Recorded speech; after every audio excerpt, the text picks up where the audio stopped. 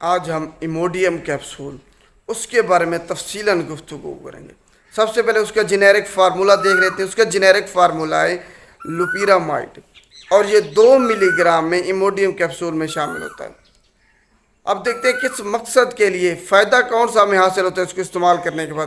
اگر آپ کو ڈائریا ہے، موشن ہے، دست ہے، یا تو ایکیوٹ ڈائریا ہے، ابھی 1-2 دن ہوئے ہیں آپ کو ڈائریا ہوا ہے، یا پھر لمبے پرانے عرصے کا ڈائریا ہے، کرونک ڈائریا ہے، دونوں صورتوں میں ایموڈیم کیپسول لوپیرامائڈ کو استعمال کیا جا سکتا ہے۔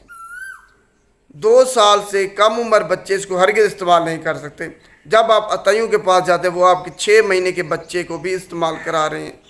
اسی وجہ سے میں کہتا ہوں کہ عطائی یہ جاہل ہیں، ان کو کسی چیز کا نہیں پتہ، یہ قاتل ہیں، یہ سمجھ لیں۔ کیونکہ جب آپ ایک ڈوز کسی کو غلط دے دیتے ہیں، جب انہوں نے خود کمپنی نے کہا کہ بچے کو نہیں دینی، آپ استعمال کرا رہے ہیں تو اس کا نقصان ہوگا۔ تو خدا را اپنے بچوں کو ان عطائیوں سے بچائیں، خود کو بھی بچائیں، محفوظ رکھیں۔ تو چلتے ہیں کہ کون لوگ اس کو استعمال نہیں کر سکتے۔ بچے جن کی عمر 2 سال سے کم ہے وہ اس کو استعمال نہیں کر سکتے۔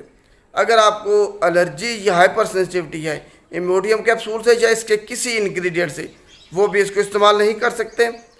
دودھ پلانے والی مائیں اس کو استعمال نہیں کر سکتی۔ حاملہ خواتین اس کو استعمال نہیں کر سکتی۔ اگر آپ کو بخار ہے، ڈائریا ہے، بخار ہے، اور ساتھ آپ کے اگر پیشاب میں سے خون آ رہا ہے، تب بھی آپ ایموڈیم کیپسول کو استعمال نہیں کر سکتے۔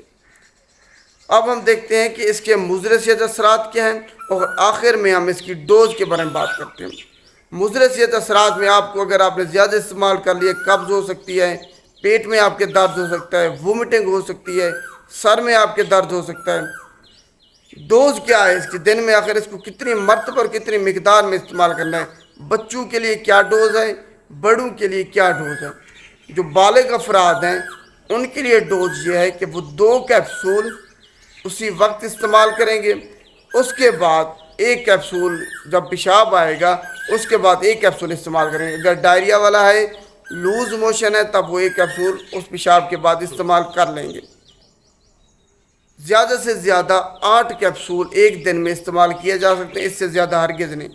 اگر 24 گھنٹوں کے دوران یا 48 گھنٹوں کے دوران آپ کو ڈائریا میں کوئی فرق نظر نہ آئے، تب آپ نے فزیشین سے رجوع کرنا ہے، اس کو استعمال کرنا بند کر دینا ہے۔ بچے جن کی عمر 2 سال سے زیادہ ہے ان کے لیے ڈوز یہ ہے کہ 1 کیپسول انہوں نے اسی وقت استعمال کرنا ہے، اور 1 کیپسول پیشاب کے بعد۔ دن میں 2 سے 3 مرتبہ استعمال کر سکتے ہیں اس کیپسول کو۔